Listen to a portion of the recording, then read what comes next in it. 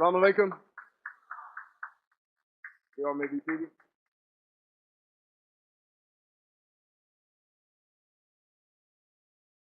We have quite a few people outside.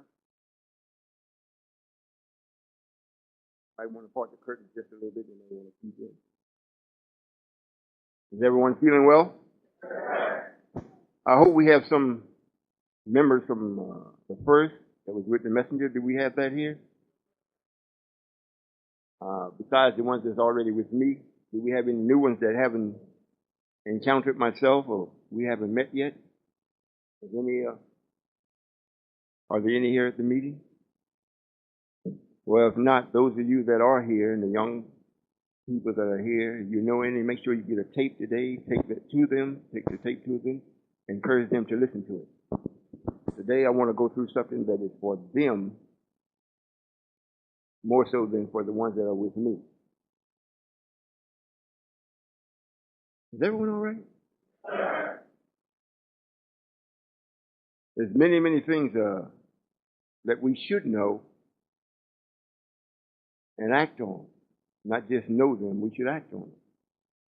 For those of you that are here that are guests, I'm going to try to speak in a way where you can understand what I'm conveying. If not, before the meeting is over, we have a mic there, you'll be able to come and pose questions to me. And I'll be more than happy to answer them for you. Just make sure you make good of the answer. And take advantage of this one time seeing me. I don't know when I'll be back. Whether I'm here or not. And most certainly is in the beginning of the new and the complete or period of the old. So it appears to me, and people that are of knowledge, that the young people have taken on the stigma of the old, like you're passing before your time. That's not necessary. In order for you to live what is necessary, you're going to have to know what's taking place and what time it is. Male and female. You got that? You know, when we raise the messenger up, and I hope you all stick with me. I know you all that's from heaven and ones that's been with me for a while. You've heard this before, but listen at it again. It's much like your name, you know, we had to repeat it over and over and over before you start calling yourself what we called you. When we raised the messenger up, it was at a time that was very necessary for our people and those that are not our people to know what is about to take place and why they're in the condition that they are or were in. This meant that we had to find a person. Hope you listen. This meant that we had to find the person that we had already prophesied would be here when the God arrived. It's written in the Bible that God said he would come in the last days. He would come like a thief in the night. He'd be in dyed garments. He would spend 3 days and 3 nights in the heart of hell. He came to find the one that he prophesied of. And the one he prophesied of, he said, just before the great and dreadful day of the coming of the Lord, I will send you Elijah. So he had to come first and find Elijah. He didn't come to start no nation. You listen? He didn't come to save no people. Although he got quite a few that he gave names that accepted what he was teaching. But most of them have passed. So he didn't come from there for them. He came looking for this Elijah. And he didn't come looking to see who was named Elijah. Because, you know, that's a repetitive thing.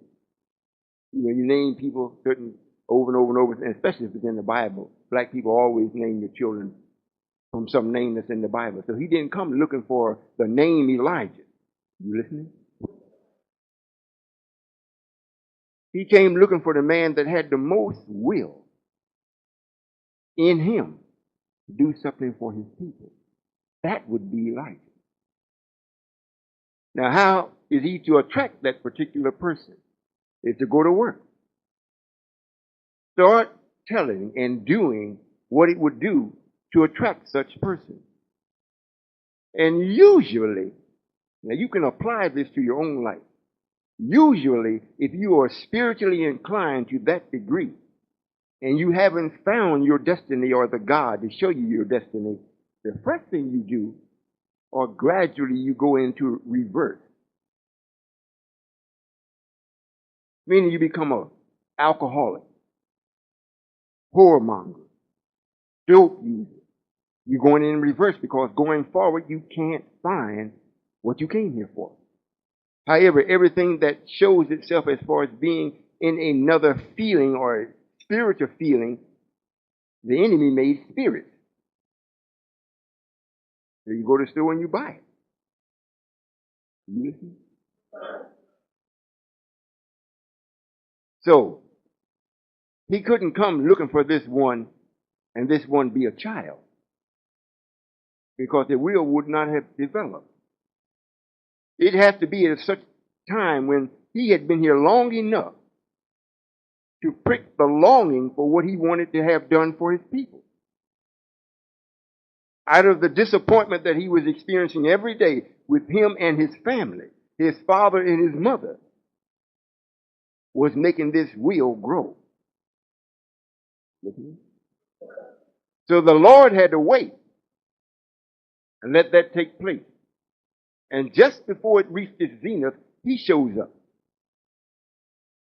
Then he starts to deliver to the people what time it is, what must be done, who you are, and who your open enemy is.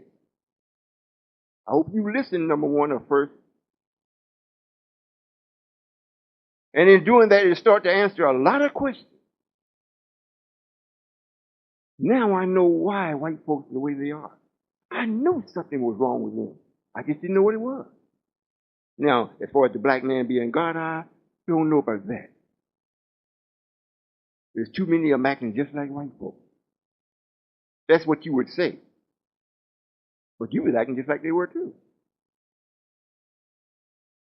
So now this man is standing up teaching and preaching and attracting that type of will, that type of nature.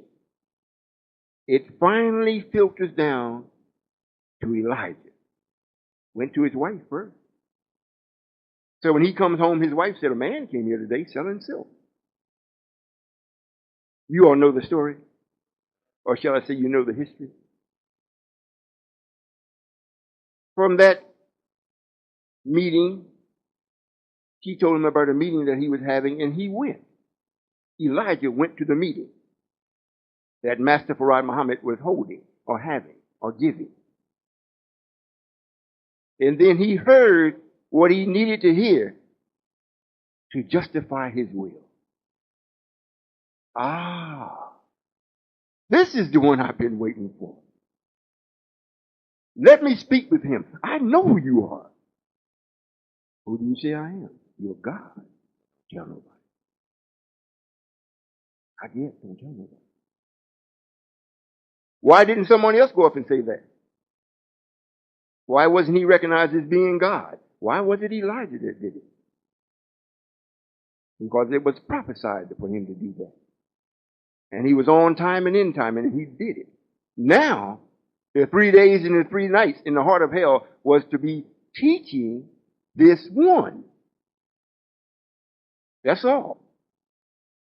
Now, the fallout from the teaching produced many things, but the prime purpose was to teach this one that had this right degree of will to come to get you. I hope you listen. You can't say it's wrong because it happened. It's in the Bible just before the great and dreadful day. I will send you Elijah. I will send you Elijah. What is his job? It's to turn the hearts of the children back to their father. And the fathers back to the children. He didn't say to save you. Just to turn it. And after the turning, then the God comes.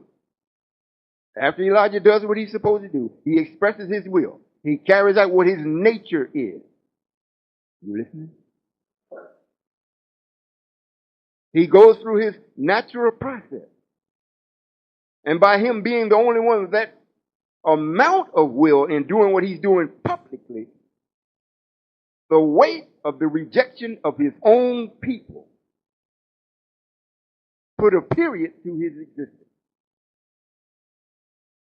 And you can't say you didn't reject him. If you didn't reject him, we wouldn't be here. However, that was also written also. After the 40 days, which was 40 years of being a daily sacrifice, we took Elijah. However, the Quran reads and the Bible reads, after that took place, God himself would come. God would bring you out. And he would judge the one that put you under that type of slavery, made you less than people, 3/5 of human beings. He would judge that one. Like the minister just said, who's able to make war with the beast? I am. And win. Win is not even a question. It's not really a war. It's just something to do. The war is you. When you're dealing with someone that has the same capability of you, and it's your purpose to wake that up, then the one that don't have the capability, that ain't no problem. So yeah, I can make war with that and play with it. But you know, after I say something, you come up with a question, and then Satan comes and make you have another question. And then after that, then he gives you another question. Then after that, he gives you another question. Then after that is answered, you walk away and say, wait a minute. I need more proof. And this goes on perpetually. Now it's gotten to the point that we've almost literally forgot the message. And the ones that claim that they love the messenger and the message so well and so much. Why is it that you don't see me? That's what the messenger said. That was in the message. After me comes God himself. After me comes God himself. And the duty and the purpose of Master Farad Muhammad and Elijah together is to pick one or to produce one from amongst us that is to be God. Listen to that. It didn't say Master Farad Muhammad is going to be God.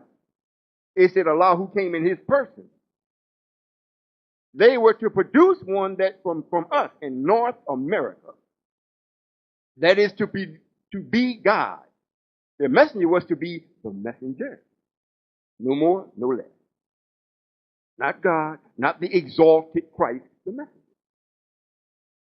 Do you follow me? Now, after this took place, and the messenger performed his duty, in the performance of that, he got a nation started. Small, but it was a nation. And we still talk about it. And people still talk about Elijah. However, the ones that was actually with him and came under the teaching or the message, where did you evaporate to? Where did you go? Did you really believe the message? Or were we such children, we were only looking at our mother. And when the mother passed, we forgot what she said. So now it's time for you to get married, but you can't bake bread. You let your mother bake it and you never look to see how she did it. You can't sew no clothes because you let your mother sew it, and now it's time for you to do it. You don't know how she did it. Because you look for her to do everything. Now she's gone. And the only thing you can do is talk about her. Well, what made you talk about her is what she did, not how she looked.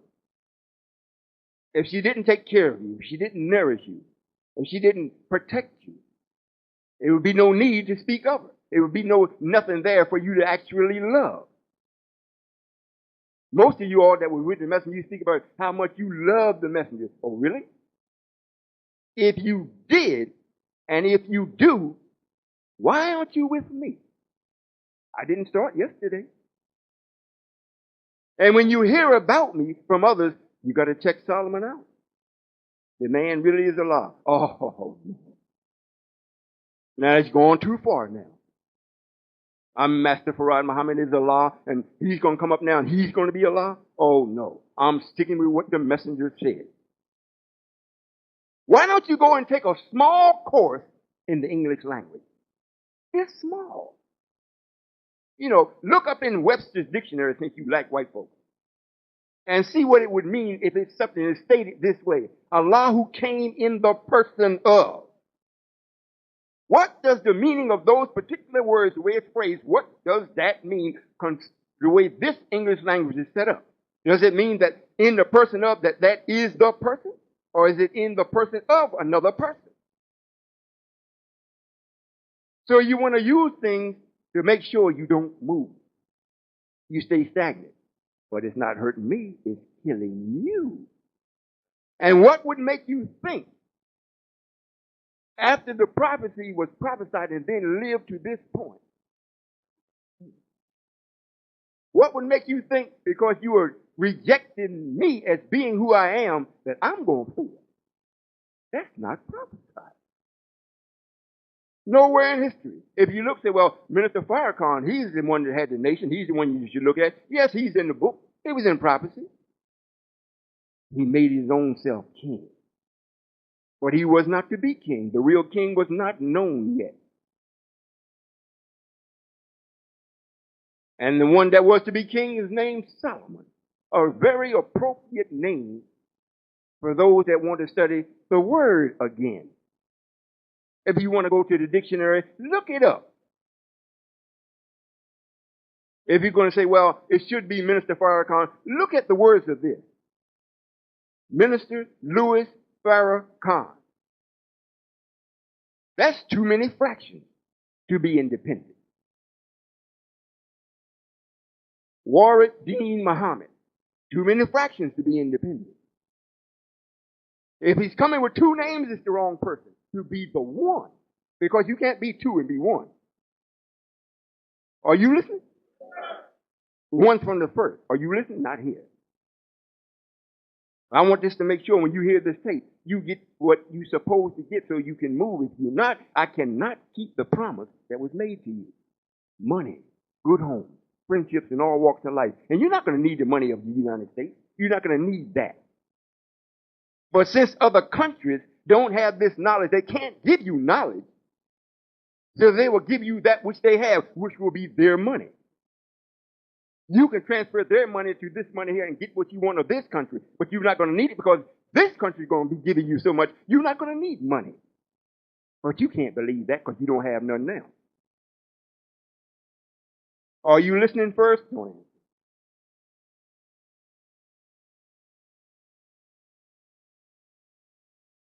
We should really stop and take a look at what has happened that will justify what you are doing or not doing. If you didn't write history, you didn't write prophecy, what makes you think that you're going to ignore it when it's before your face? If this is the end, well, then you have everything from the end back to the beginning to refer to give you the right knowledge and the right keys for you to make right motion. But you do like a man that's got selective amnesia. You go and get what you want to fit what you want to make sure that you stay stagnant. You can't find no place where the messenger said he was coming back unless it pleased Allah. When Allah comes, and he didn't say when Allah comes back. It reads, when Allah comes, if it pleases Allah, I will be with him. That's what the reason the messenger of the black man, is that right? It didn't say, well, when Allah comes back. But since we're reading all this in English, you know, and English is a language that always suggests something. It does have an exact meaning, but however, we have not been taught to be exact in nothing. Because when we be exact, it means you're getting close to right. And if you're going to be right, it means you got to pay a price. And usually you don't want to pay the price, so you always do connotation, or you operate in suggestive ways. So nobody can never really pinpoint you. When they put their finger on you, you can always slip aside. Anything there? I mean, I really didn't mean that. Well, how did you interpret it that way? I mean, I sincerely meant so. Oh no, you got to get up. You can. That's impossible to have a relationship with any wise man and be of that character. I hope you listen. Even if it's your children, and you know you're doing what you're supposed to do for them as far as teaching them, causing them to have the right spirit, you're putting them in a place where they can have the proper morals, they'll get their food and clothing, they have their shelter. It would be much better if they dealt with you precisely. This way, it will let you know the degree of their learning or knowledge or their understanding of what you shared with them, and this way you could give them even more. However, when they speak elusive, suggestive, jokingly, it always leaves the question, should I do this? Now, they're graduating from high school. Should I get this car for them? Or are they smart or are they just smart? You know, you can look at it two ways. My child is smart. The other parent come up, my child is just so smart. One means the other one is intelligent or quick and witty. The other means the other is disrespectful. You see what I'm saying? So now, if we're going to, not if, since prophecy has to be lived out, everything that is said and reads about the first, what you have to do, you're going to have to come and do it. Now, if there's any type of doubt, you start investigating me like yesterday. And you see if you can get around me. If I am not alive, well, come and show me where I'm not. I'm not a hard person to reach, and I'm not hard to talk to. Call me up, I'll talk to you, especially if you come from the first. I got a system set up, 1-800 number. You don't even have to pay for it, just dial 800 number. We'll pay for it to talk to you. That's how confident we are. Is this being made clear? Now, there is no one that I know of that is going by a title with just one name. That's supposed to be Muslim, or that's in the working of this saving posture. Outside of myself, people talk about Jesus, but you don't never see him. He don't never come down and say nothing to you. You know, that's all in your mind. However, as far as myself, Solomon, Allah in person. Not Solomon in the person of Allah, or Allah in the person of Solomon. Solomon. Just one. If it comes to just be Joshua, the same person. Christ is always one. And the one represents independence. And the only person or being that can be independent has got to be the supreme being. The only one. So it has to be right and exact from the get-go or from one. I can't start off, well, I'm Solomon Muhammad. I'm the Supreme Minister Solomon Muhammad Allah. The thinking person says, well, he's fooling himself. And white folks sit off and listen. You know, they the one made this language up. So when they hear that, they just laugh. If you notice, and I'm noticing it, I don't see any Caucasians here today. And I don't think you all pass out any messages or say, well, we having a meeting, God will be down here and no white folks is allowed. Did y'all do that? You know why they don't show up? Because when they hear something like that, they know, whoop, why should we go there and we're God? That's the real God, but the real God of evil is us. So why should we go to listen to this God say and do things that we can't do?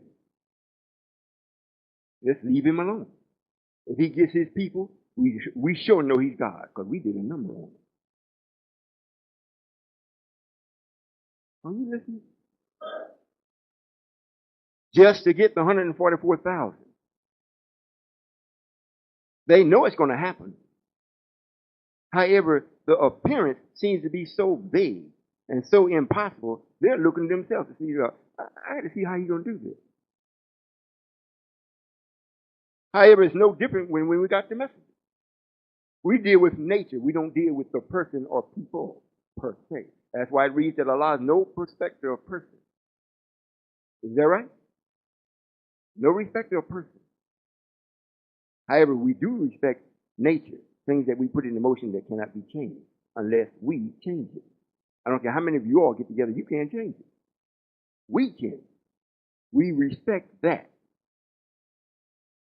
I hope you're learning something. Well, I wanted to go into the prayer that all of us were taught to pray by Allah in the person of Master Farad Muhammad, so we will see exactly just what you agreed to. Would you like that?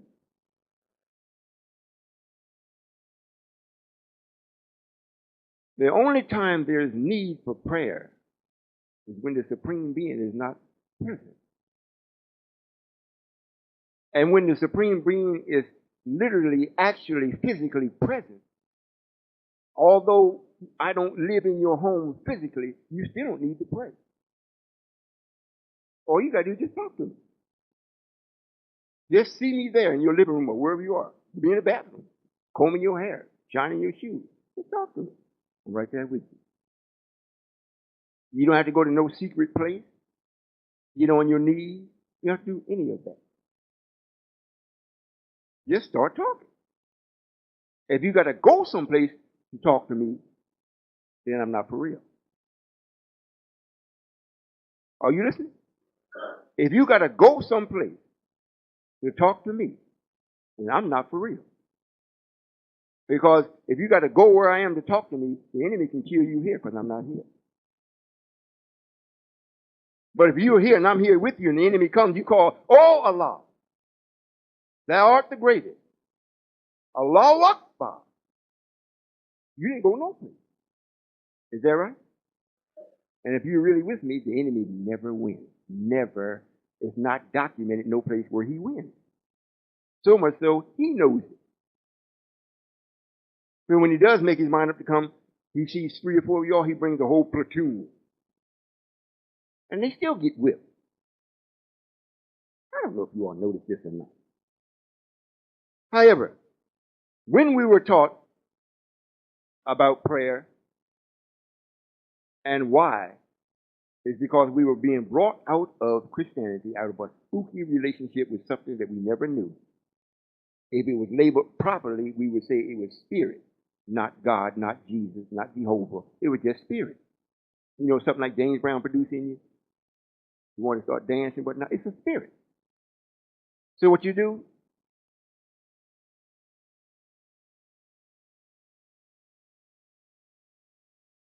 You were taught to do what you were doing to gradually bring you into what you should be doing.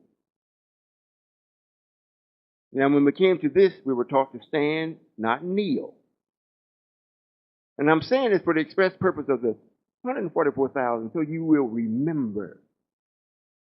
And for those of you that haven't done it, don't know anything about it, you need to know it also. You need to know what supports you. You need to know what this chair is sitting on, what the floor is. You need to know that. So when we come together, back then when the messenger was teaching us what Allah taught him, how we should pray and the words that we should use, he taught us how to stand. Don't kneel down, stand up. Stand up. Because that's the way the letter 1 is, or the number 1 is, it's standing. Even if you lay it down, when you look at it, it's standing. It's not horizontal or vertical, whichever way it is. Not that way. It's standing up. So you stand, since you're standing, you're coming before the 1. You stand. And why at a 40-degree angle, 45-degree angle? Because we know how we design the body and the atmospheric pressure on it. Are you listening? Now, when you slightly bow your head, and say close your eyes, or we want to see what's happening. Now, if you're going to stand, and bow your head. Once you bow your head, it's a different degree of gravity on you. So the 45-degree angle keeps you from falling. Are you listening? With your hands stretched out, palms up. Not no salat. Not that the messenger didn't know how to do it. So that's not what he was brought here for. He's brought here to attract to you, black man, and the nature of himself. So you got both hands out now, cupped, where you got your palms cupped. So whatever is to be given to you is only a sign this is for you to have. You may have it now.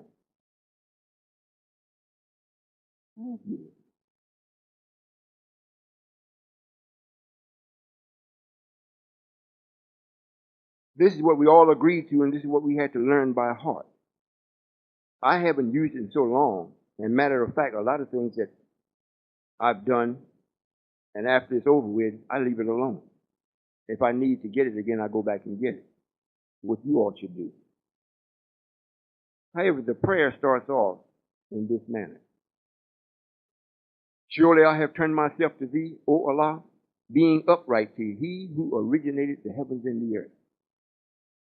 And I am not of the polytheist. Surely my prayers and my sacrifice, my life and my death, are all for Allah, the Lord of the world. No associate has he, and this I am commanded. I am of those who submit. Did you hear that? I am of those who submit. Submit to what?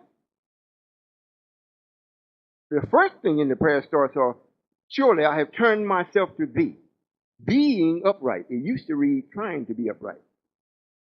I think it was in 72 or 73, the message said, no longer, take that out.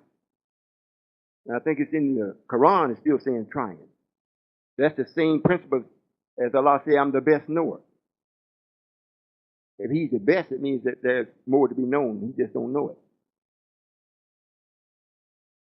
So he's an Allah, but is he complete as being Allah? No. Are you listening? Is this making any sense to you? So it's the same thing with this. I am turned myself to thee. If you're turned, which way were you going? And can white folks turn? The only way that if you're turning, if you start off right and then go wrong, that's the only way you can turn back. If you start off right and never turn, you can't. This prayer is no good to you because you can't turn back. You never turned in the first place. Hey, if you turn, you still don't say this prayer unless you're willing to turn back. Are you following me? Well, in that case, you are admitting that you have left your first love, which is righteousness. This is what you're admitting to the God. So now you are willing to turn back to be right again. And the God be with you. You say, well, like a sister asked me in the last meeting, well, what about white folks? White folks has never turned. They've been wicked and they're still wicked. They wasn't righteous, turned wicked, and now they're turning back. They never have been. That's not their nature. That's why you don't see none of them here. But each one of them that is in the power, have any type of power, they know exactly who I am. They know exactly what you're doing. And they know I respect what they do, and they had better respect what I'm doing. I got to respect what they do. That's what we made them for. And they do it. Is that right? Now, it would be a shame for those that came with the messenger, under the messenger, to be so old that you can't hear. So blind that you're unable to see. And so far from the message and being able to correspond or put things together that you can't speak. Right at the time and at the door when your salvation and the promise is to be made real to you. You need to think about this. You need to think about it. All of you all that's running around talking about Solomon this and Solomon that, you haven't called me. You haven't asked me anything. You don't get the proper amount of taste that you should have to make a proper decision. You act as though you really don't want it because you would have to make an intelligent move. You'd have to make that turn which you prayed. Surely I've turned myself to thee, O Allah. Being upright, not trying, being upright to he who originated the heavens and the earth. And I'm not of the polytheist, meaning that I have many other gods. I'm not of that. I only have one God. I'm being upright to he who originated the heavens and the earth. How can you be to he that originated the heavens and the earth when that he has really passed in the flesh? However, the laws and principles that were set in motion in the beginning, now you have one that is that and more. Not the best knower of that. However, the laws and principles have not changed concerning creation and the righteousness practice of it. It hasn't changed. So the prayer is right in the way it is stated. It's recognizing it from the beginning. However, the flesh until this time has not been permitted to live that long for the express purpose of weeding out that which is wrong inside of us. We have done that. So now you all that came under the messenger, this is what you said. I turned myself to thee, Allah, and I'm being upright. So I asked the question, since I'm not the messenger, and I am Allah, where are you? You can lie to somebody else, but since I am the supreme being, I can say just like it's written, I know you not. You haven't made yourself known to me, and I'm not going looking for you like I didn't go looking for Elijah. I did what I was supposed to do as being God. It attracted him, and he came. And he did what he agreed to do before he got here in the flesh. He delivered the message. Now, what's the difference now? We give you the same opportunity that Elijah had. Go check the knowledge. Check the divinity of it. And see if it warrants your attention for you to be God. And if it don't, and you can prove it, show it to me. I most certainly will surrender. I most certainly will. I hope you got that point. Let's go on here. What else does it read? Let me put on my glasses. Not that I can't see, I just see better. God wears glasses.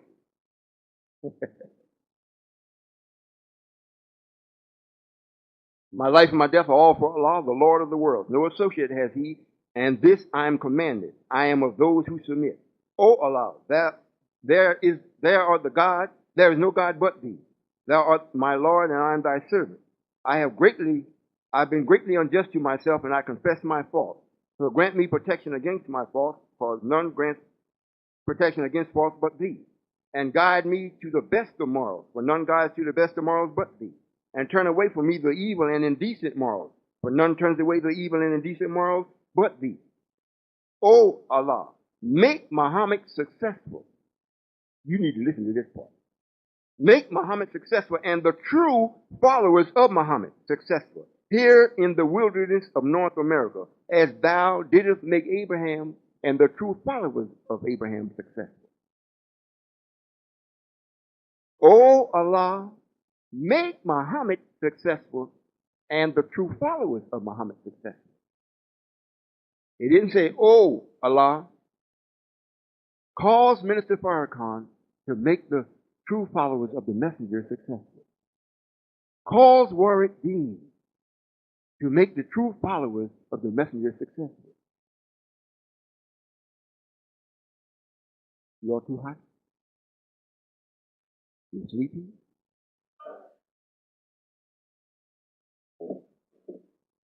Oh Allah, bless Muhammad. So the prayer is for me to do this. So who are you looking for first?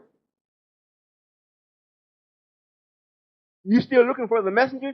That's not what it reads in the prayer when you first came in. Is this making sense?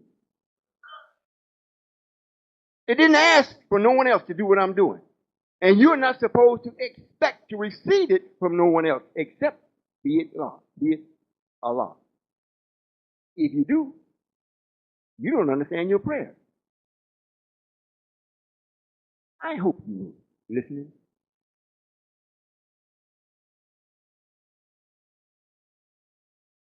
You all sleeping? This is your salvation. This is the beginning of the fullness of your promise and your reward. I'm to bring you out with great substance, bring you out of this with great substance. And I'm not to do it with money. Money has never done that. The more you have, the more wicked you become. That's why it's put in the Bible where Jesus turned the table over. Then he also made the statement that the rich man would find it hard to get into heaven, so much so as much as it would be a camel to go through the eye of a needle.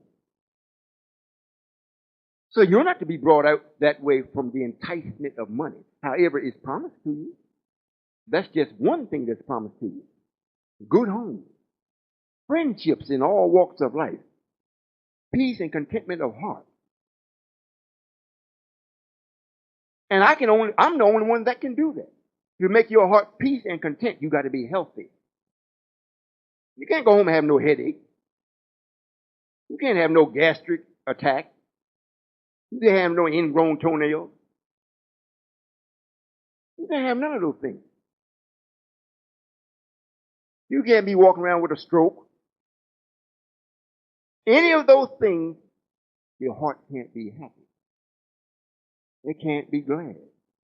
You can't express me the way that you should and could.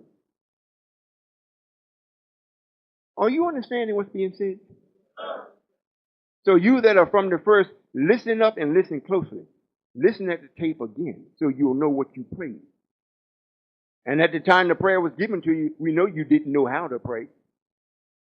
So we told you what to say and what to expect. Now's the time to be paid. However, we're not going after you to pay you. You got to come and get it. Oh, Allah bless Muhammad and the followers of Muhammad here in the wilderness of North America, as thou didst bless Abraham and the followers of Abraham. For surely thou art praised and magnified in thy midst. Thou art praised and magnified in thy midst. Meaning, I got to be in your midst. Not that you praise and magnify God. It says you got to praise and magnify Him in the midst, in His midst. I'm right here with you. And like I said again, if you all know I'm not, come show me. I'm not going to hurt you. I'm not going to cuss you out. I'm not going to throw you out. I'll sit and listen. Because one of us got to be cleared up. One of us going to need some relief. I don't intend to pass from your rejection. There isn't that kind of rejection on the planet or in it or in the universe that's going to make me pass. And if you notice, when you were led into the hereafter, it was the light of Him, or it was Joshua that led you into the promised land or into the hereafter. One name, Joshua, means just His will. And the only person that can be just His will got to be Him. If I am Allah, and then my son-in-law has just my will, either we got to be Siamese twins, or that's impossible. Is that right? So whatever way you want to receive it or see it, you should check this out. Now. Not tomorrow. Now. As soon as you hear this tape, check it. Go get your prayer and read it. And see what it has instructed you to do from the time you was instructed to learn it. Now, if you want to come with the lessons, I'll give you the understanding of the lessons and what it was wrote for and why, what it really means. You need to know so that we can put a period to this. I want to send you on off to heaven with your Lord. Get gone so I can do my work here. Now, if you're not going to come, I'm going to do my work anyhow, and you're not going to like it. Not gonna like it. My work is to destroy this man.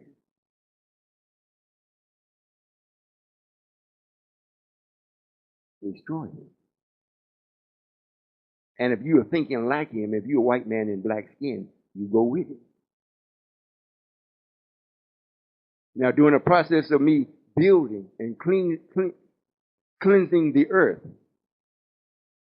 that's a process of cleansing. When something is dirty, you concentrate on the dirt to get rid of it and leave what is desired clean. If I want the earth clean, and it can't be clean unless the troublemaker is gone and you're part of it, you got to go.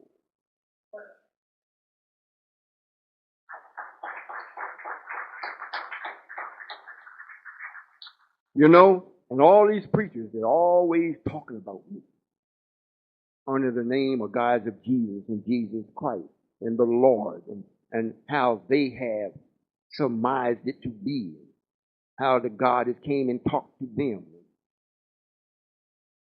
If you don't hear this, you in deep, deep trouble. I'm telling you, you're in trouble. You might not think you're in trouble now because you're on the road to hell. However, the road has a destination. It is called hell. So when you call Jehovah, it don't make no difference what you call. Because I've been calling also. I brought a man here and he stayed 40 years. But you all are so damn white, you ignore him. And then after we take him, we allowed his son to come up and make the nation desolate. It's in Daniel. And all of the righteous, we told them, stand still. Don't move. All that is wicked and hypocrite, they will remain that way. All that is righteous, keep your white robes on. Just stay still. At least 3.5 years, or the number of days, I think it was 1,040 or whatever it is, how many days, is letting you know how long Wallace would be effective in tearing the nation back to zero or tearing it down. Now, if you were really with the message and messenger, you would step aside and wait. Because that was your instructions in there. Go thy way, Daniel. Until the appointed time, the book is sealed. And at the end of that time, we will come and break the seals or loose them. I hope you understand. Picture yourself. Just picture yourself. All that is listening, all that are here, and I appreciate you coming. And all that will hear this tape. If it has any value to you, duplicate it. Give it to somebody else. Throw it through the window. Break the glass. Whatever. Make sure they get it. Have a big note on. Please listen.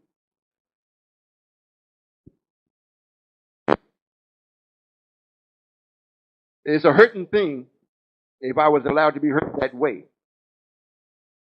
To come after someone that you know has the capability of insurmountable love and knowledge, creativity and power. And they do everything within their power to reject the possibility of them being there. I know you all have heard about the eagle that was born or laid or hatched in the hen house. Thought he couldn't fly, he thought he was a hen. You have heard that, right? The principle is the same with you all. After we agreed to do this, we agreed to it. They didn't just come over to Africa and get us without our permission. I mean, you agreed to do this.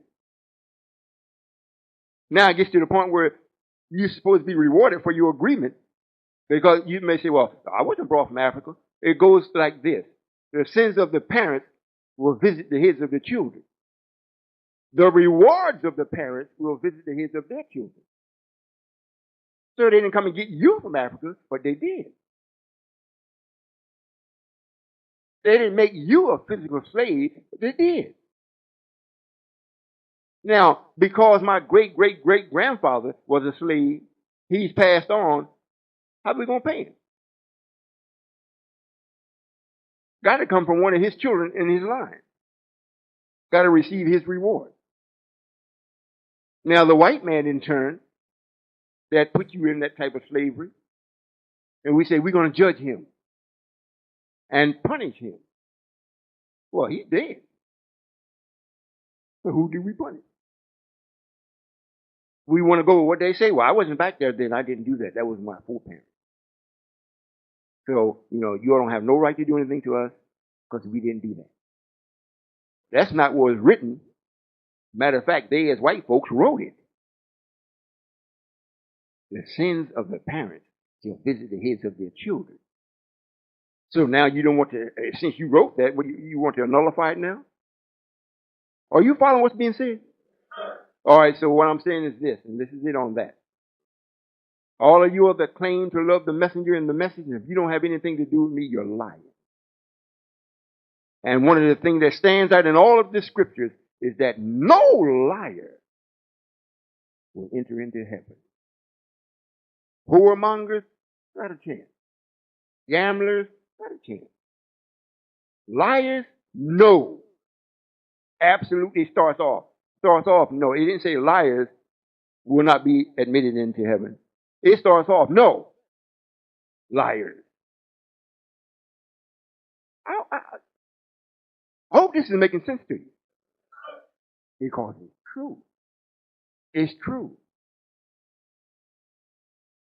I know when the babysitters was coming and somewhat would say nursing me and talking with me and showing their appreciation, which is called 144,000, which is called the 24 elders in the Bible. The Western style them as being scientists. They used to come and talk to me, and one of the statements they made to me made me feel very good because it fit well as soon as they said it.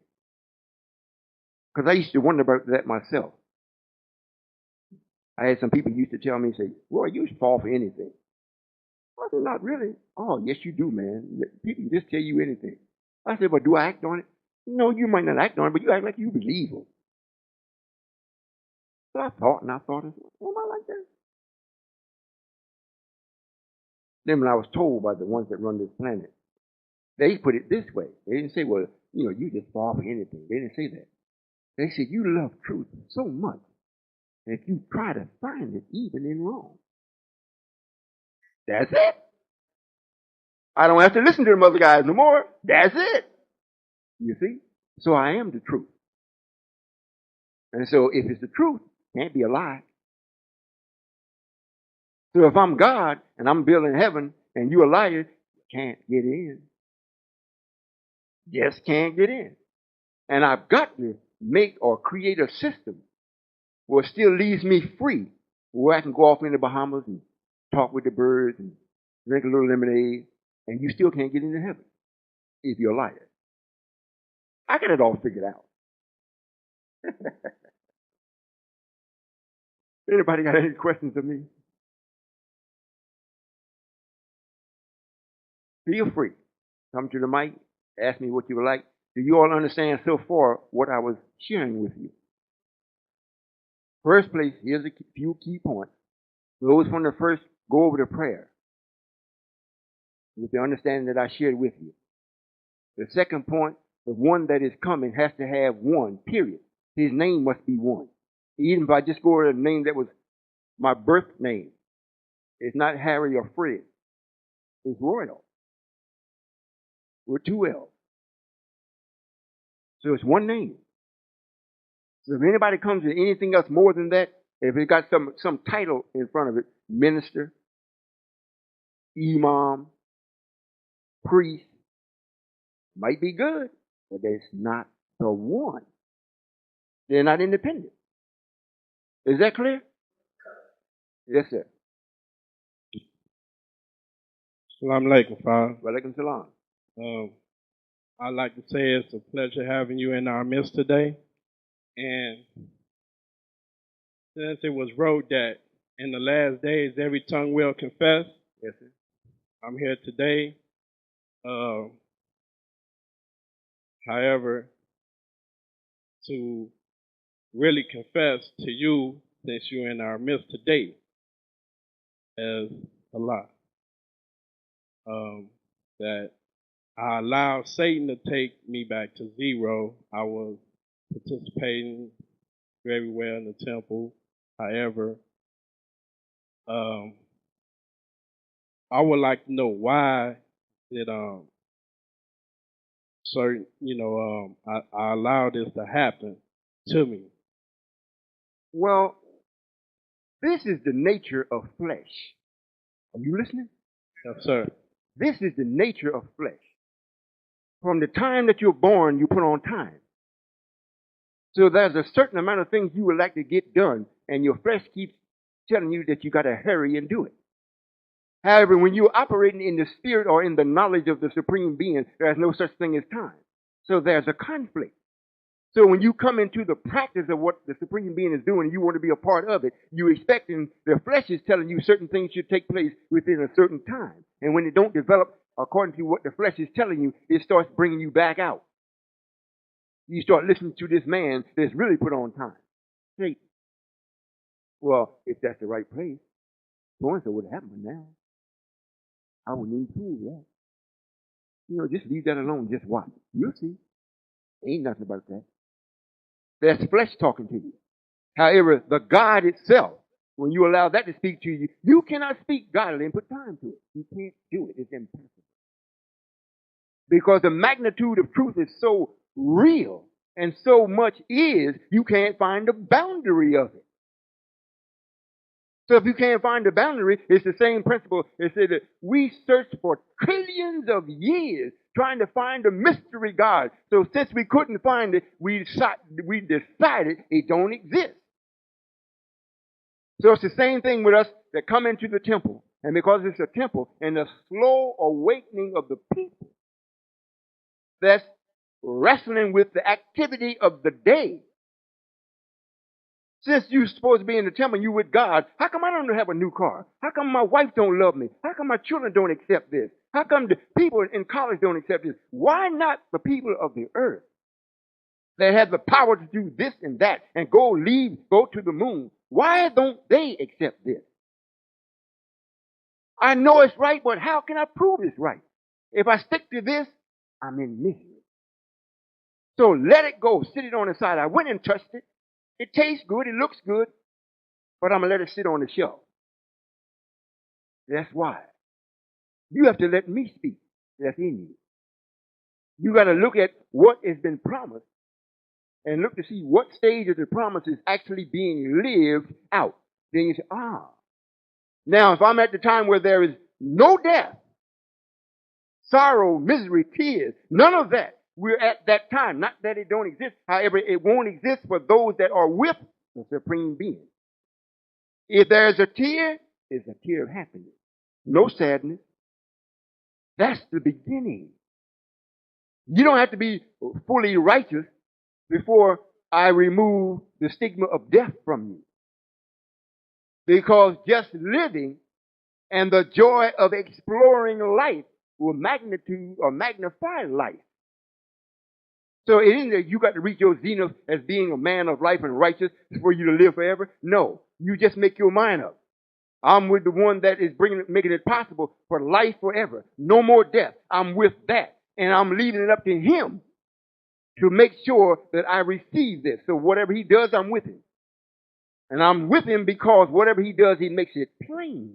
I can understand it. So when Satan speaks to me in my head, he can't trick me. I'm not worried about some brother coming up and talk to me and trick me. He can't do it. However, that sly, slinking devil, which the proper name is Satan, that speaks to you inside of you. He's much more elegant in his speech than the person outside of you speaking to you. However, I'm there in you. Satan don't have a nature. You listen. Sir, if he did, he could overcome you. He don't have a nature. You agreed for him to put his foot on you. He didn't have no power to actually do it and make you submit. You agreed to do this, black man. You agreed to do it. And you also agreed there's coming a time you're putting an end to it and you're standing back up. This is the time. I'm the first one standing up. I'm the God that has been produced from the union of Master Farad Muhammad and Elijah Muhammad. I'm the God that has been produced from that. I'm the new God. I'm the all in all, not the best knower. I'm the one that to make you all have money, good homes, friendships, and all walks of life, and life forever. And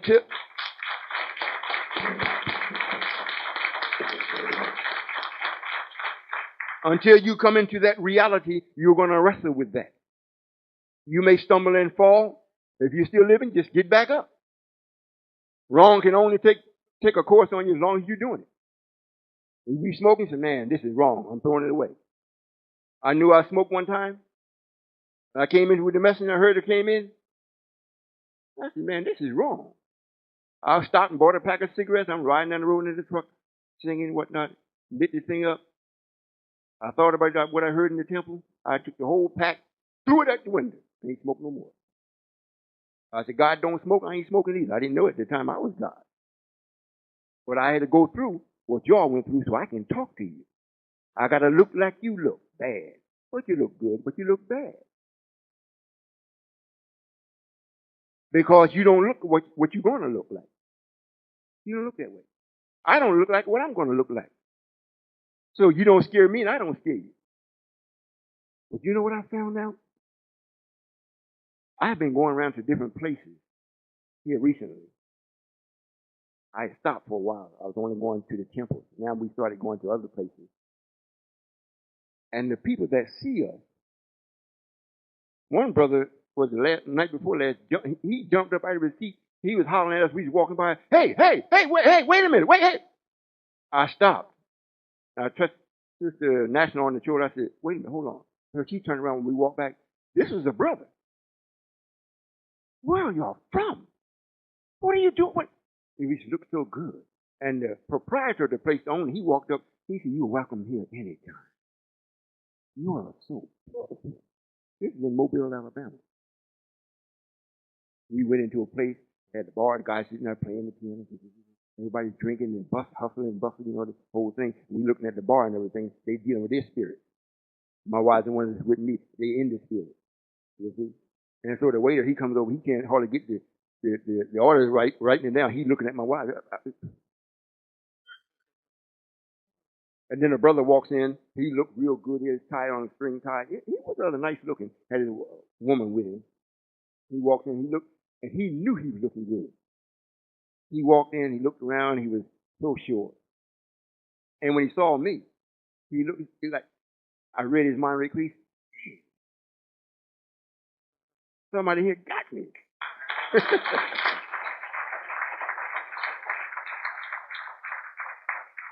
And the woman that was with him, she looked.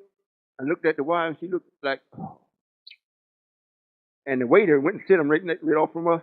So the way he was sitting, he could look right at us. She could too, but she was more or less on the angle. Well, what I'm saying is, every place we've been going, we stopped into another restaurant on the way down here. The waitress came up and said, "You all look so beautiful. Where are you from?" We don't see them doing nobody else that way. Nobody. I don't care how many Christian busloads come. They don't say none of that. We walk in and we're a showstopper. We're not trying to do that. We're not trying to do that. They always think we're coming from a wedding. They say, "Oh, do you all dress like this all the time?" All the time. Is this your Sunday clothes? No, this is everyday clothes. But what they're looking at is the light. They can't ignore it. Now, this is white folks come up and tell us these things. And they be very cordial to us. Very human. They almost like, man, these people is good. But we know better. So we might say it, but we don't show them that, well, you see what I'm saying? Sir. So to answer your question, it's because of what your body is telling you, the flesh is telling you is on time. You know, until I actually take that and remove it, you will have that type of conversation going on in your head. And maybe you will step away for a while. However, I don't ever step away. There's nothing to step to. I love truth so much I try to find it in wrong. When I don't find it, wrong got to go. And if I find the truth that was in the wrong, I take that wrong, still got to go. So I'm not going to let you down. Yes, I'm sir. gonna be me if it ain't nobody but me. Sir, I have a question about the language. Um, I understand that we are the original Asiatic black man. Uh, the Caucasian man is the grafted devil of us. And I have a little knowledge on different nationalities. However, I would like to know, how did each nationality get their language, like Spanish, Hispanic speaking Spanish, and uh, so forth? We allowed each person that has any type of stability or independence to come up with things that really announce their independence. And language is one. Now, if you're going to, this is what caused the big war between the Americans and the English, because they were still using the king's language. They said this is the king's language, like he owned it.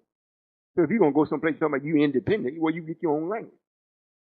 So language. So we allow people. You have the Chinese, Japanese, you have the Indian, and all these other different land masses that come up and say, well, this is our land. They come up with these different languages that show that they're independent of other people. In fact, that's kind of stupid. But that's the way this world does things. They fractionalize things so that they can always never see the whole. If you don't never see the whole, you can always pull a trick. You see? If I don't know everything about you, if I don't know everything, if I just know a few things, that's, oh, he's an extremely good brother. But I only see you from 9 to 12 every day or every once in a while. And you're always clean, fresh. After that, I don't see you. Now, the brother that I'm telling you, asked me, man, do you know Brother Harry? Yeah, I know. He's a good brother. He's what? What do you mean? He's a good brother. Every time I see him, he take care of his family. He said, well, we must be talking about two different Harrys. So that's why they do that. Thank Yes, sir. And another thing, you know what we did? As far as, us calling the original man is from, Asia and Asia Minor, the earth was much older than the name Asia and Asia Minor, Asiatic. Much, much older. It wasn't named that. But the reason why we did that, for the ones that are wise, it lets us know the people from that area are the true heirs. Did you get it? They didn't say Asia, they're heirs. The people from that, at the period of time when we decided to make this real impression and real pronounced change, the wise people was in that area. So we call it Asia, short for heirs, because heirs is not a place. You understand? I just thought I'd say that. Yes, sir. Assalamu alaikum. I Well, Islam told you. just wanted to thank you very much for all the many blessings bestowed on me in the past. And that's all I wanted to do. And then give you the greeting. Thank you kindly for all of the many blessings you've given me. Yes, sir. You're more than welcome. And assalamu alaikum. Wa alaikum salam. This is one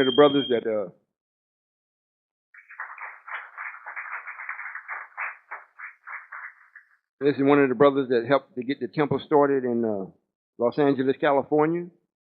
And every time I'd have a meeting or whatnot, they would set it up. He would get the hotels for us, him and Brother Chef Charles. I don't know how many of you all know him. They would make sure that we got things started. Uh, that's where Brother Minister Alexander came from. But Brother William Wary and Brother Chef Charles, they were the ones that got it started. I would come out, they'd give me personally $200-300. Father, here, you all enjoy yourself while you're here. I said, you don't have to do that. I want to give it to you. So it looked like I'd be insulting if I didn't take it. So I said, okay. So, and he's still with us. Now he's out in heaven.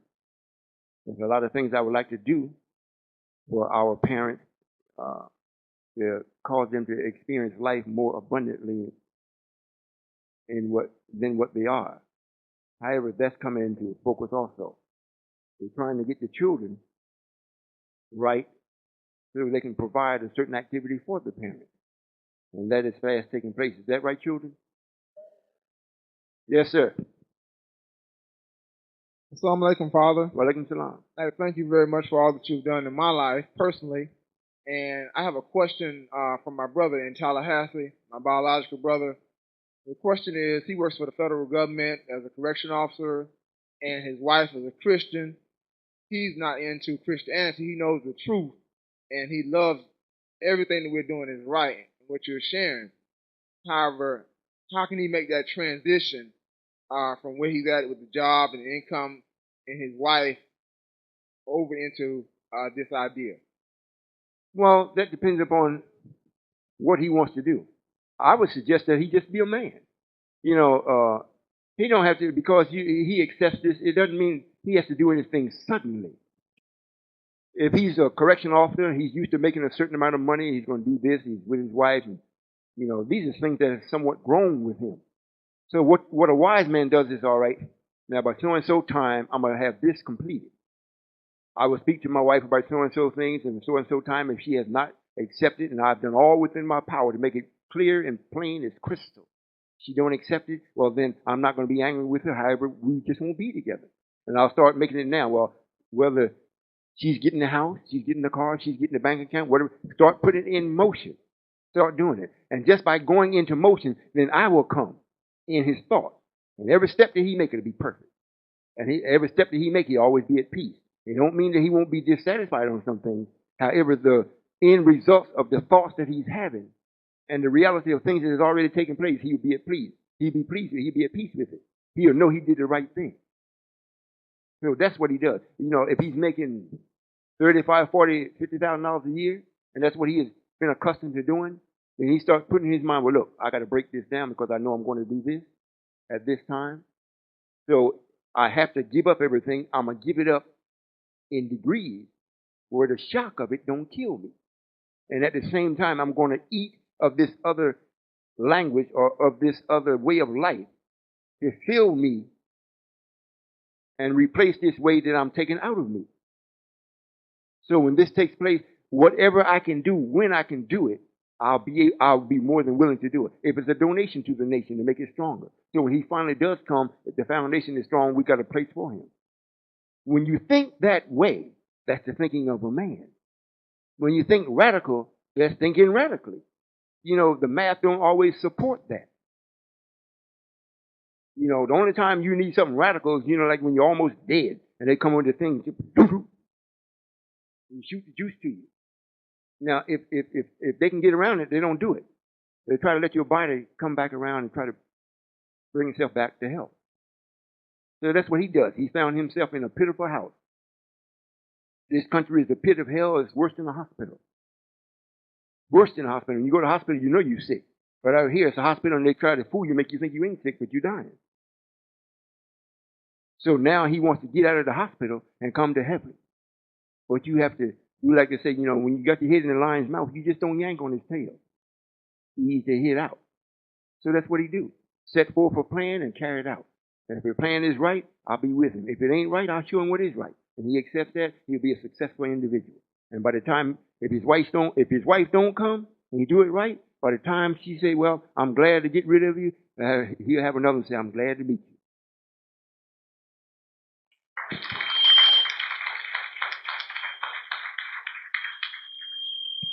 Thank you, Father. The next question is for those individuals that are moving out of the country because of the destruction that you're bringing upon America, that are moving to other places. Would you speak on that as far as our black people thinking that they can escape the destruction by moving away?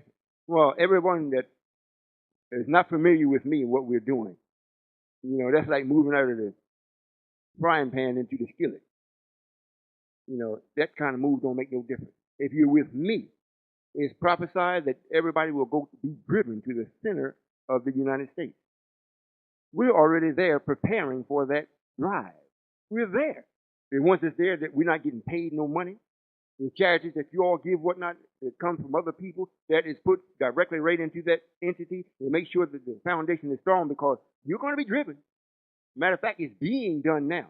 But white folks have got you so tricked and fooled that Jesus sends on. When the people finally do wake up and find out, look, hey, something is wrong with this. My church, I went to church and they came in and shot us all up in church. I went to have a prayer service in the church and the wind blew the roof off. Everything about this Jesus thing is going to start failing. Everything about it. Now, I hope you listen. Give it to these preachers. If you have to take this part out of their tape and just give them this. First, I'm going to be invited to a lot of churches. And when I stop, you can look for every church that refuses to teach the truth in it to vanish.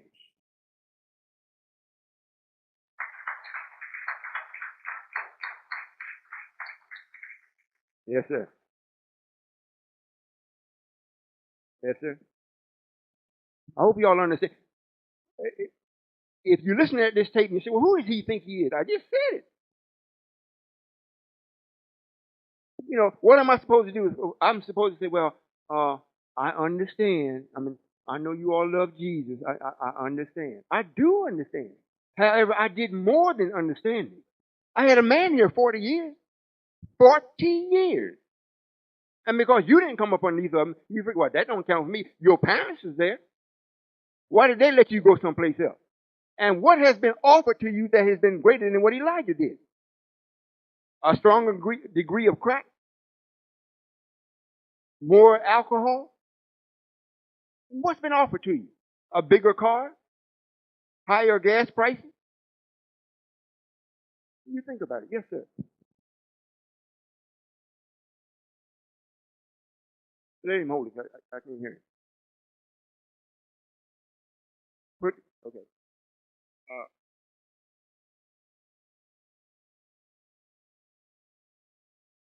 Assalamu alaikum. Walaikum salam. I have two questions. The first question is,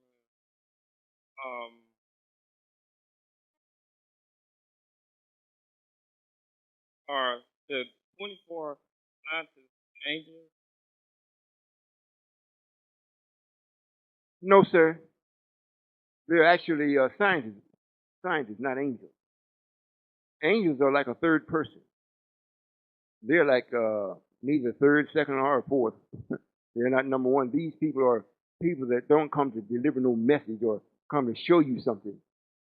They make signs or they read signs and make things happen.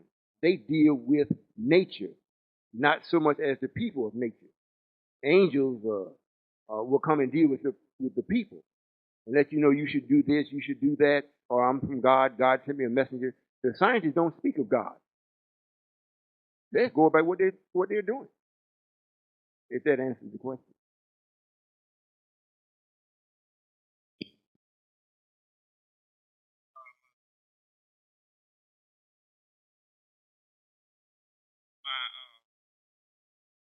My second question is, Hold it close to your mouth. since you say you are Allah, and I believe you are Allah.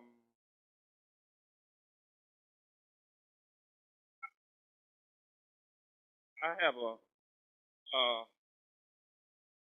speech impediment, and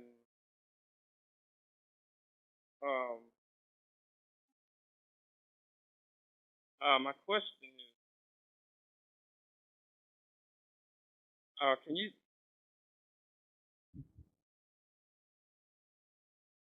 show me how to cope with my problem, Yes, sir. or can you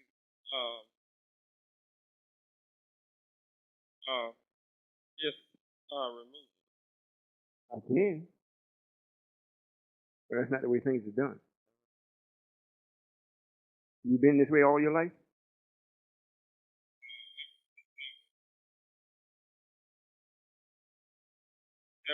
I was about 6 years All right, well, we won't get into what happened.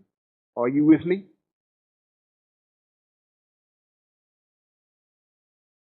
old. No, sir. Who you with?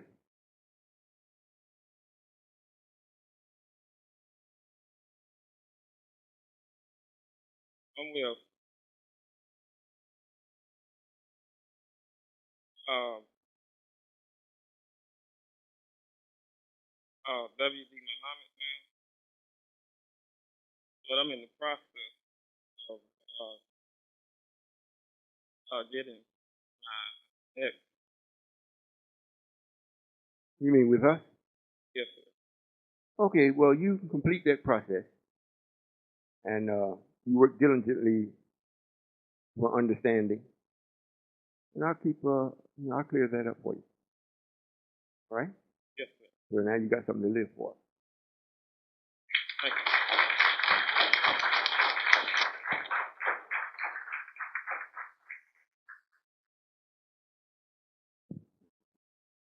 Assalamu alaikum, Allah. Well, look around.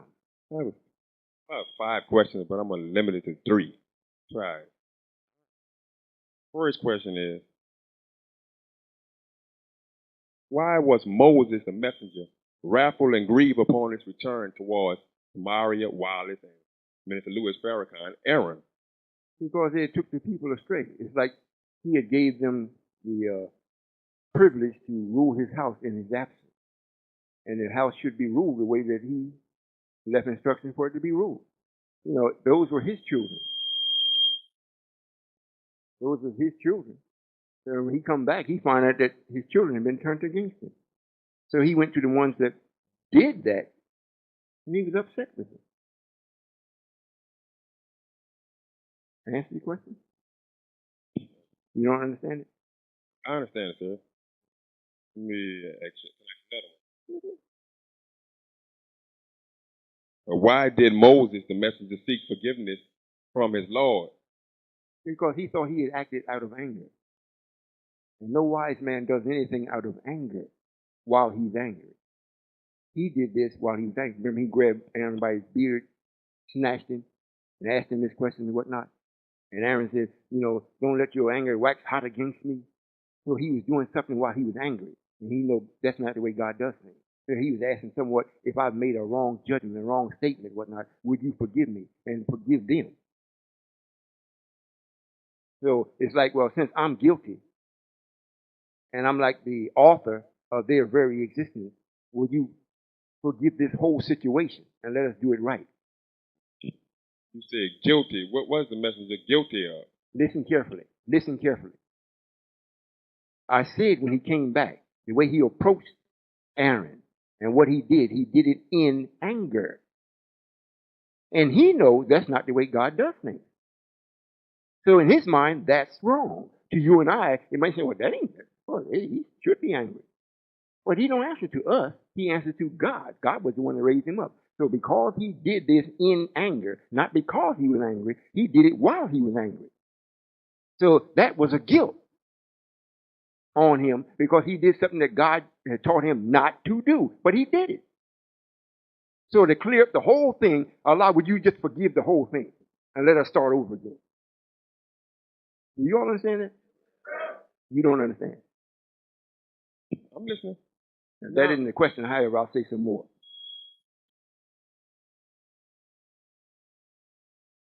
Moses didn't answer to people. Aaron was supposed to answer to Moses, a person. Moses had to answer to Allah. He was a person. However, the Allah is actually the fullness of the laws and principles of creation. So when you break it, you have broke something that is irreparable for you unless the law itself forgives you. The law prepared Moses, not Aaron. And so when Moses broke the law of nature, of what Allah had taught him to do, when he broke it, it put a feeling of guilt on him. You know, like somebody you love and you do something wrong, you say, oh man, I let him down. Now you try to do the whole thing, or you might go buy some flowers. If they drink, go buy a whole case of whiskey. Try to do something to make up for it. Everybody else understand? Okay. Moses, the messenger, knew beforehand that Aaron and Samaria was going to do that. Why would he come back grieved and wrath if he knew beforehand? That's like, to me, not believing in Master Farad or disobeying Master Farad. All right. Have you been here the whole time? All right. Well, I've been speaking on the prayer and to the ones of 144,000, right? Yes, sir. All right, then. I already knew what they was going to do before they did it. Is that right? Yes, sir. All right, then. So why did I speak to them today like I did? But you kind of lost me there. In other words, if I went on the same premise as what you were saying, I would do nothing. Just let everything work its way out. But that's not the way it's written. In other words, I came to let them know, you say you love the messenger, you're not here yet, you're lying. And if you continue to say it, not only are you lying, you are a liar. And liars cannot get into heaven. So why should I say that if I already knew and had it wrote that they were going to do that? So why should I come and say it to them? Because it makes them to think. It makes them to see the seriousness of what they're not doing. The same as what Elijah did when he came back, or the messenger, or Moses came back. He calls Aaron and said, man, you are in deep, deep trouble. To let you know, I'm upset with you. So this let him know, whoop, something wrong here. And then the messenger caught it and said, wait, I ain't supposed to do this. Allah forgive me. Even forgive him. That's the nature of life. And the nature of Allah, up until now, mostly has been forgiveness, especially in the last 6,000 years. Every time you turn around, he got to forgive you. He got to forgive you. Got to forgive you. Got to forgive you. His name is almost Forgive You Allah. So he started off with his own people, Moses. You got it? In other words, we don't act, it's the same thing. You come here and say, well, I got the flyer. I don't know how you found out. You say, well, I'm going to see this man call himself Allah. You don't know until you come. If you put in your mind, well, I'm going because I know he's not. Then you get here, and what you're hearing, if it does not conform with what you've already made your mind up, first thing that comes up is dislike of me. I don't like it. You don't check yourself. You checking how I'm not in accord with you. So the dislike comes to me. So the intelligent man, he comes to, well, I'm going to go see. I don't know where God is. He's got to be someplace. This man says, I'm going to go check it out. If he is, I don't know. If he ain't, I'll know that too. So when he comes to here, he says, oh, I can't say God, but if he ain't, he close to him. It's just nature. Okay. One more. Yes, sir. That's all five. All five.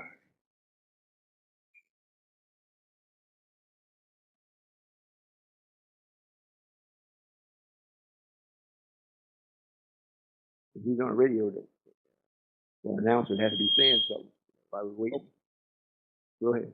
How long was Moses prophesied to be in the mountain? How long was he prophesied to be in the mountain? Before his return. And what year did he return? And question Wallace and Minister Farrakhan. Well, as far as how long he was supposed to be in the mountains, I haven't checked on that in that perspective. But we'll put it this way. I always teach mathematical thinking. And so since before the messenger left, he said to our open enemy, our foster parents, that you ought to take care of my people at least for 20 to 25 years. So if that's the case, he must have been away for that period of time. And at the end of the 25th year, or somewhere thereabouts, he would have to return. And in his returning is not that he went specifically and grabbed Aaron, or did anything with Wallace. Just the person that he returned with did that.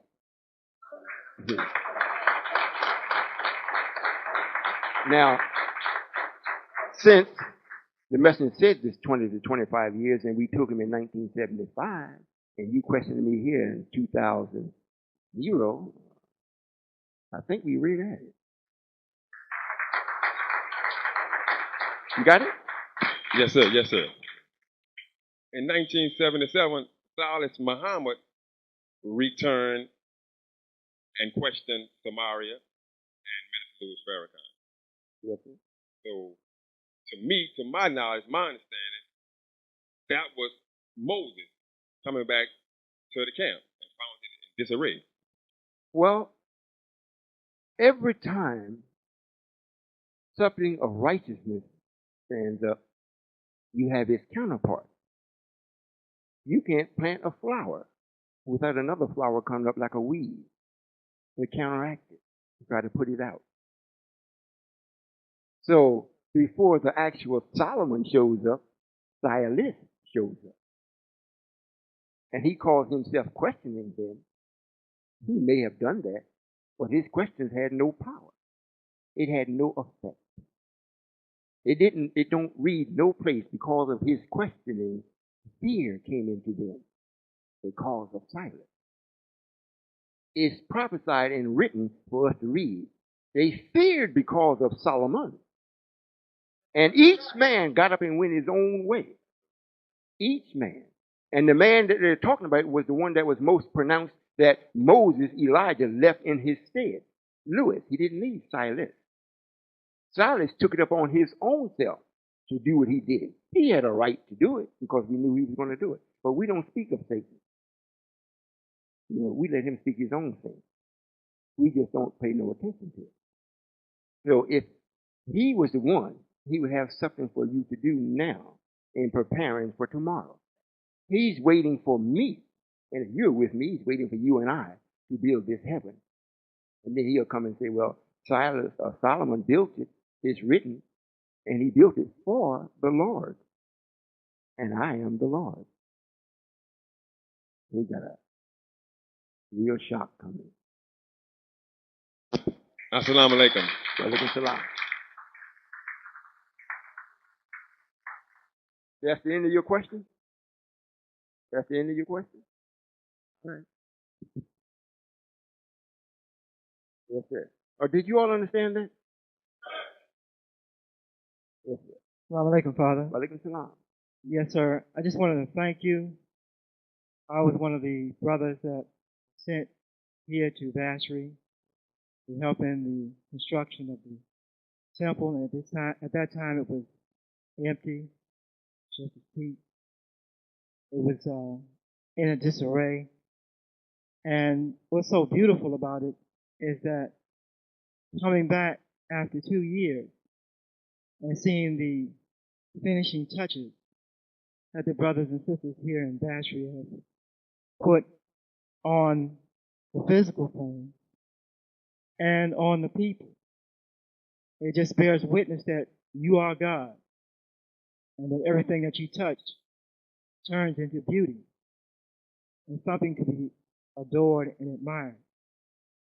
And I also saw that change in myself from that time that I came to Vacherie. A growth in myself, so that now on my return, Alaikum salam.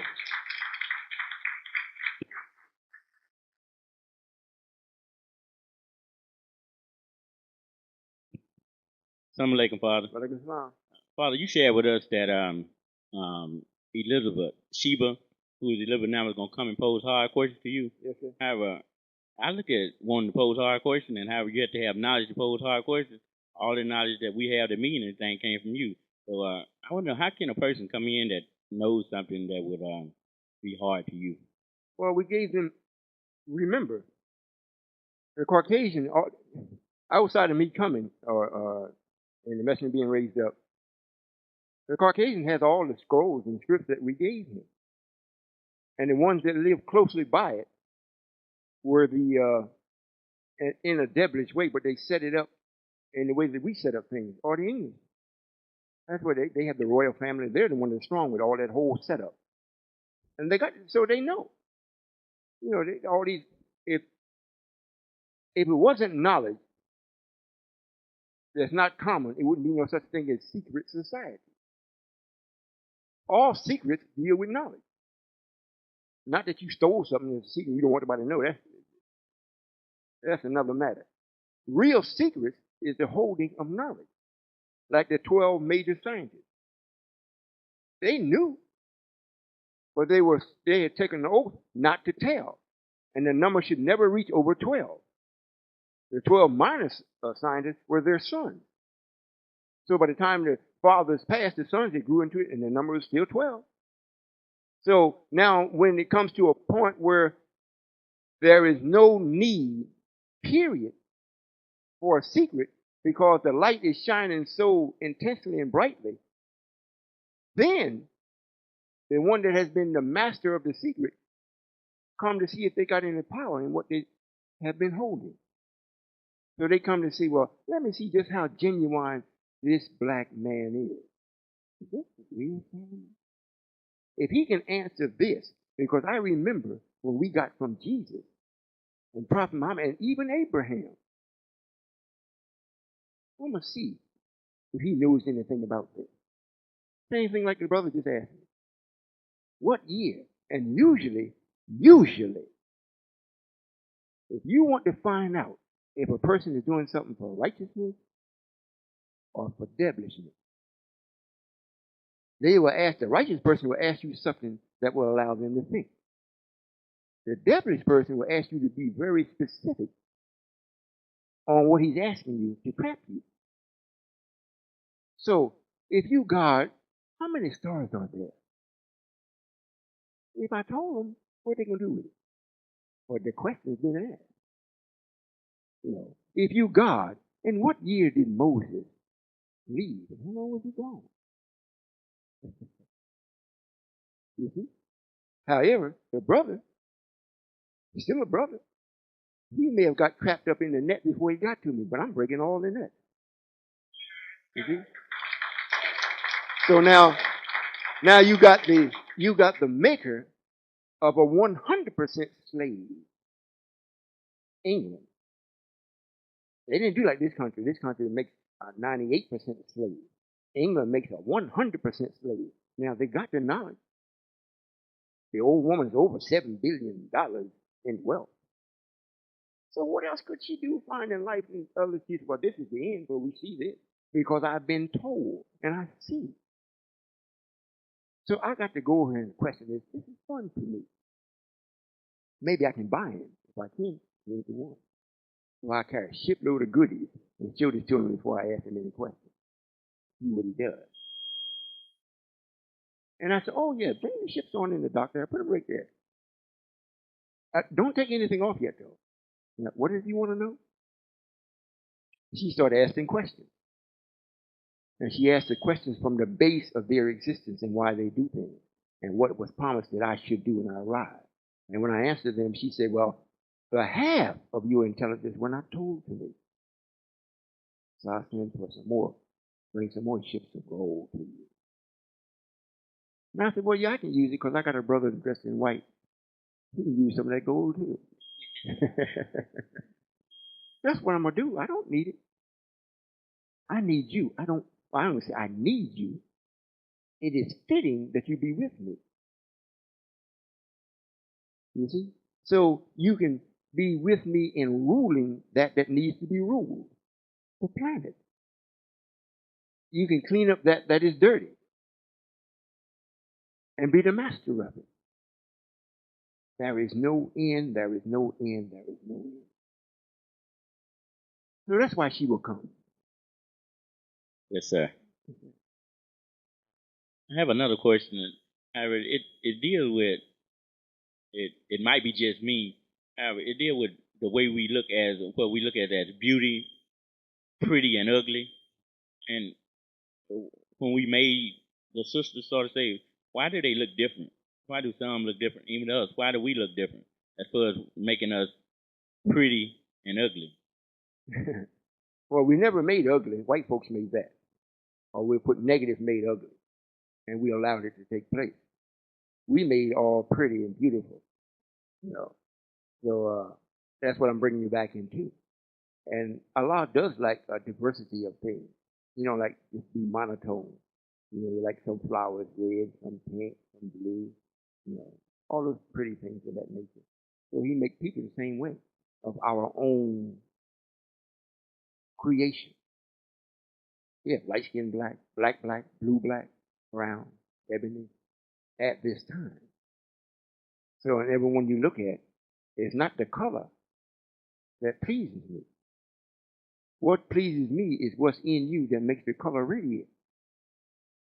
You get a black man that's dull, he's ashy, and, you know, it's like, something, man, you're not doing right. It's got to be with your thinking. But you still living, that can change. But you see a black man, he's shining, you know, like the brother standing next to you and yourself, shining, not from sweat, but from the thought. The light that's in him is coming through that blackness and making the blackness glow. Hey, I like that one. I ain't gonna give my daughter, but I, you know. Yes, sir. So all the sisters, it's just gonna be like it's gonna be sort of everybody gonna be pretty. However, they're gonna be different and pretty. So all the sisters gonna be pretty but different. Well, yes, sir. They're gonna be more than pretty because what the sisters does, it enhances and perpetuates the peacefulness in the black man, so he can constantly, forever, and perpetually create.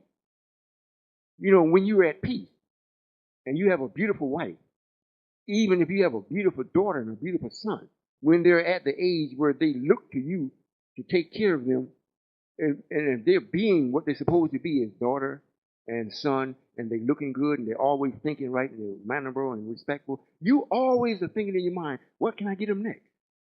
What can I do to reward that? So it's the same thing with the sister. We made them beautiful. Matter of fact, I think the messenger said it. At one time, the sister was so beautiful, I think during the month of April, whatnot, she was so beautiful that even a dog would stop and look at her. I'm taking them back to that. I might cover the dog's eyes, but I'm going to be looking. Thank you, sir. Yes, sir.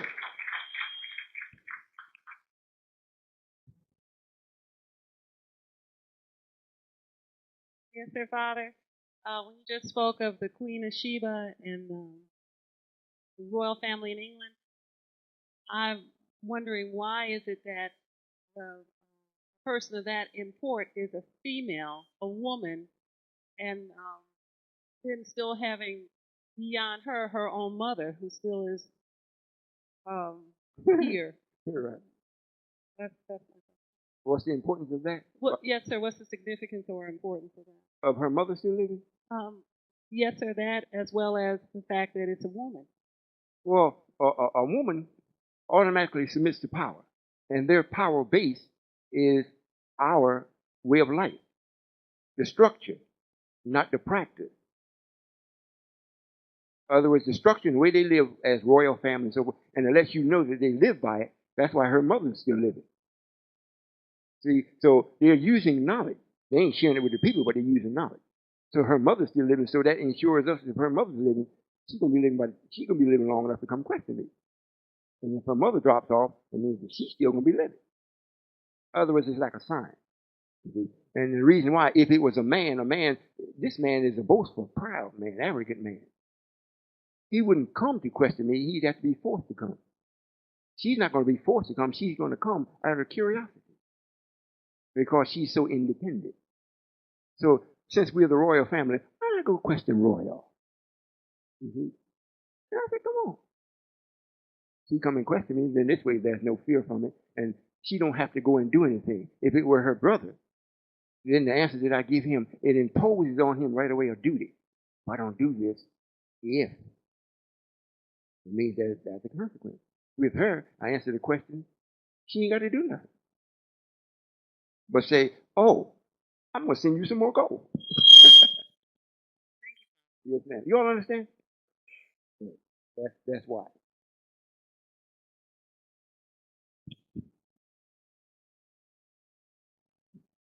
Assalamu alaikum, Father. Walaikum salam. I'm kind of nervous, but I have a testimony and question to ask you.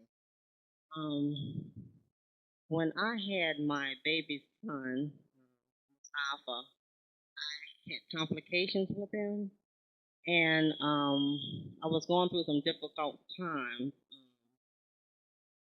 And he had, when I was carrying him, he had a blockage in his urethra valve.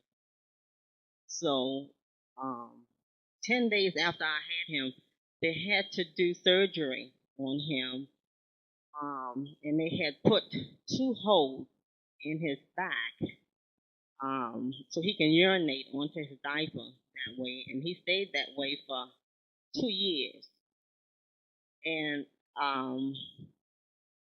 when we left the hospital, his bill was like $100,000. And I just wanted to thank you because I did not have to pay a single cent Yes, ma'am. on that bill. Also, he was a blessing to have because the house that we had at the time was so small and congested, and we needed a larger house. 6 months, no, he stayed in the hospital 3 months, and 3 months later, we were moving into our new home. So I just wanted to thank you for all your blessings. Yes, ma'am. Also, I like to say that when I first heard of came into Islam, my husband, we both were Christians at the time. I think it was in 1990. He was Catholic and I was Baptist, and things were not going right for us. It's like our life was in a circle. We could not find our way out. My brother went to hear Minister Lewis speak at a hall or something, and he came. My brother gave us a tape, and he shared it with my husband and I. And my husband, well, I guess the tape attracted him, so he went to the temple under Lewis, and he went there because he was inquisitive about Islam. He went there and he asked questions. However, he did get his ex and all that. And when he came home after going to a few meetings, he came home and he shared some of the knowledge that he learned. And he went in the refrigerator and threw out all the meat and you know, bacon and all that and stuff. And I knew we were struggling there. And I looked at him. I didn't think he was crazy. I just asked him, I said, why are you doing that? You know? And he said, we just can't eat this anymore. And I understood that. He purchased Message to the Black Man and started reading that and stuff. And I was curious as to what was in the material that he was reading. So what I did, I took it upon myself to investigate what my husband was learning. And I brought Message to the Black Man with me to work. And on my lunch hour, I would drive to the park, in a nice, pleasant area with the doors locked, windows up. And I was reading, the material. And my nature, the material that I was reading really touched me. And I said, this makes sense. I like this. And ever since then, I included myself as a part of the family. Yes, ma'am. So I'm here to thank you for all your blessings. Yes, ma'am. Okay? You're more than welcome. You're in the right place. Don't go. Yes, sir. My nature is in agreement. Thank you. You're welcome.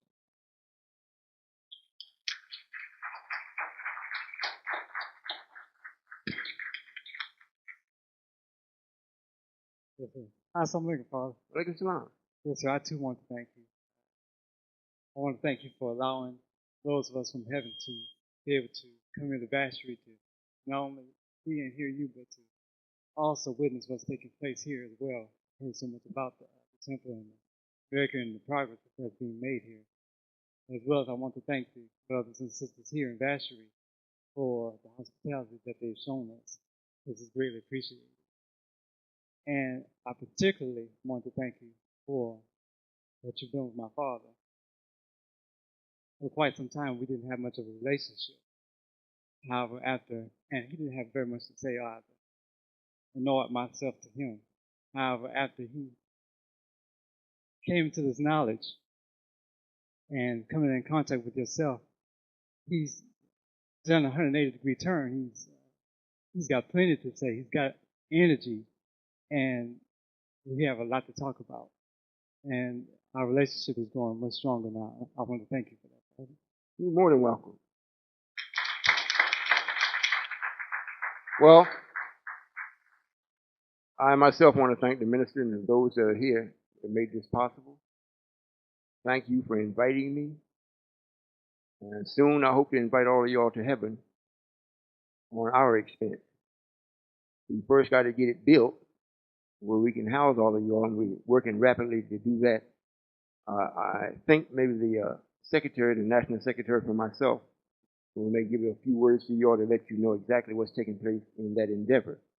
But I certainly do appreciate what you all are doing here. I appreciate it, and I most certainly will agree with you to be successful beyond this. Is there any other thing that need to be said before I leave? If not, I'm going to turn the rostrum back over to the minister, to the secretaries. Or you're supposed to be eating here today? So I wouldn't want to hold that up. And I hope I've made this clear as to what the 144,000 and the ones that came under the messenger is to expect and how to see what must be done at this time. If you don't see me per se, see the math in what's being delivered to you and move there accordingly. It is your salvation that's at stake, not mine. I'm not committing no shirk. I'm not going to have no chastisement. I'm the one that gives chastisement. I'm the one that gets you for making shirk. You know, you're not supposed to have no abomination or no fornication, you know, with some other type of religion, some other type of man, some other type of way of life. So if you do, I'm the one that punishes you for that. I am that I am. I am the Royall that everyone is looking for. I am the Allah that the messenger spoke about that is new, not the original Allah. I am that. And if you are not willing to see, you're going to lose. Matter of fact, you've already lost. The only thing that you can do now is gain back what you should have. So I would move on this immediately because I personally am not waiting. I can't wait on nothing. I must move on. Assalamu alaikum.